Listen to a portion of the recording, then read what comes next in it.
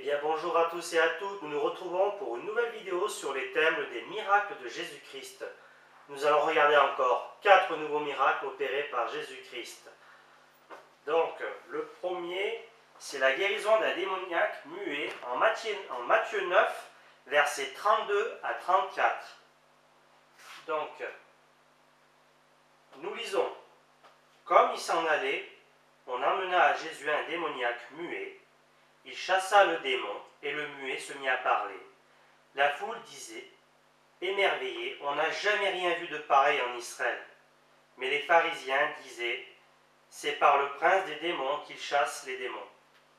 Donc là, on nous dit que les pharisiens, donc les chefs religieux de l'époque, ne niaient pas que Jésus faisait des miracles, mais c'est la source de son pouvoir qu'ils niaient. Ils croyaient que c'était par Satan, par Belzébul, le prince des démons, que Jésus faisait ces choses. Mais Jésus, nous savons très bien que c'est par la puissance de Dieu, parce qu'il est le Messie, le Fils de Dieu. Donc nous allons regarder le prochain, c'est la guérison à la piscine de Bethesda. C'est en Jean 5, versets 1 à 18. Alors, nous lisons. Après cela, il y eut une fête juive, et Jésus monta à Jérusalem. Or, à Jérusalem, près de la porte des brebis, il y avait une piscine qui s'appelait en hébreu Bethesda, et qui a 5 portiques. Sous ces portiques, un grand nombre de malades étaient couchés, des aveugles, des boiteux, des paralysés. Ils attendaient le mouvement de l'eau, car un ange descendait de temps en temps dans la piscine, il agitait l'eau, et le premier qui descendait dans l'eau, après qu'elle avait été agitée, était guéri, quelle que soit sa maladie. Là se trouvait un homme infirme depuis 38 ans. Jésus le vit, couché, et sachant qu'il était malade depuis longtemps, il lui dit, « Veux-tu être guéri ?» L'infirme lui répondit, « Seigneur, je n'ai personne pour me plonger dans la piscine quand l'eau est agitée, et pendant que j'y vais, un autre descend avant moi. » « Lève-toi, lui dit Jésus, prends ton brancard et marche. » Aussitôt, cet homme fut guéri. Il prit son brancard, se mit à marcher. C'était un jour de sabbat. Les Juifs dirent donc à celui qui avait été guéri, « C'est le sabbat, il n'était pas permis de porter ton brancard. » Il lui répondit, «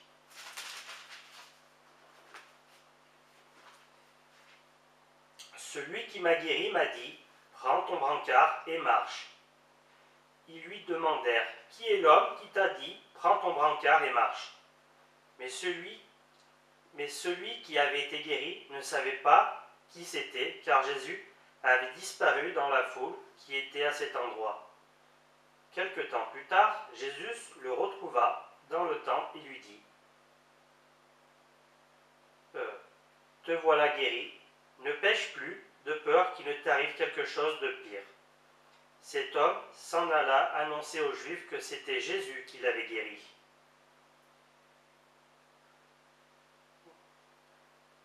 Voilà. J'avais dit jusqu'à 18, pardon.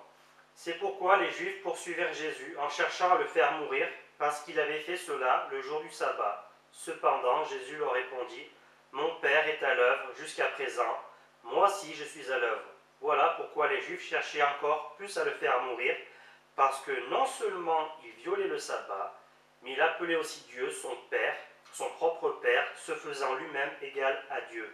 Donc Jésus, il n'a jamais nié qu'il disait être le Fils de Dieu, et les Juifs comprenaient bien. Donc pour ceux qui disent que Jésus était un prophète, ou Jésus disait bien qu'il était le Fils de Dieu. Donc nous allons regarder un troisième, c'est la guérison de l'homme à la main paralysée en Matthieu 12. Alors, Matthieu 12, versets 9 à 13. Jésus partit de là et entra dans la synagogue. Il s'y trouvait un homme qui avait la main paralysée. Ils demandèrent à Jésus, « Est-il permis de faire une guérison le jour du sabbat ?»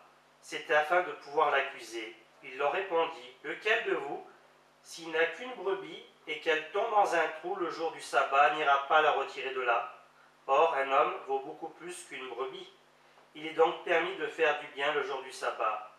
Alors il dit à l'homme, tends ta main, et il la tendit, et elle devint saine, comme l'autre. Les pharisiens sortirent et tinrent conseil sur le moyen de le faire mourir. Donc, ça a agacé, les miracles que Jésus faisait, ça a agacé les chefs religieux de l'époque, qui pour eux, on ne devait vraiment rien faire le jour du sabbat, même pas faire d'une bonne action envers quelqu'un. Ils étaient allés trop loin. Donc, là, c'était devenu de manière sectaire, quoi. Il ne fallait plus rien faire un jour de sabbat. Ils allaient plus loin que ce que le commandement de Dieu disait, quoi. Donc, alors, j'ai dit 3. Le quatrième, ça sera un exorcisme sur un aveugle muet. Donc, toujours en Matthieu 12, versets 22 à 28.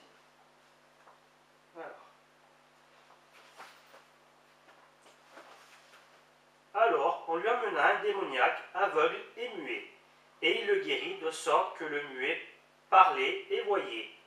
Toute la foule disait étonnée, n'est-ce pas le fils de David?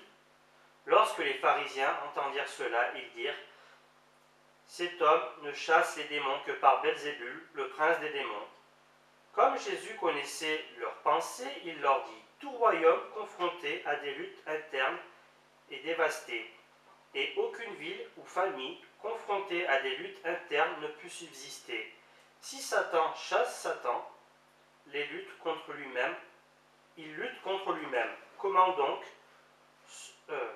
son royaume subsistera-t-il? Et si moi je chasse les démons par Belzébul, vos disciples par qui les chassent-ils?